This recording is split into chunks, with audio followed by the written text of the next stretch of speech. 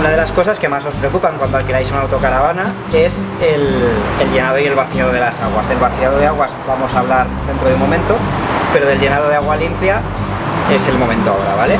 Dentro del garaje vais a encontrar esta manguera. La manguera se utiliza metiendo esta parte dentro del depósito, de la toma del depósito de agua, y esta parte es un conector como los de jardín. Perdonadme que lo que vais a hacer es enroscar esto en el grifo del camping, conectar la manguera y, como os decía, introducir la manguera en la toma del depósito.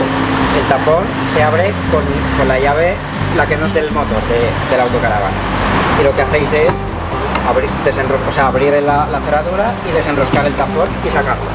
Con el tapón fuera, como os decía, esta parte de la manguera la vamos a introducir aquí, conectaremos esta otra parte a la toma de agua del camping o del área de autocaravanas y abriremos el grifo hasta que empiece a rebosar agua por aquí. Cuando empieza a rebosar el agua es que hemos llenado el depósito y podemos retirar todo y cerrar el tapón.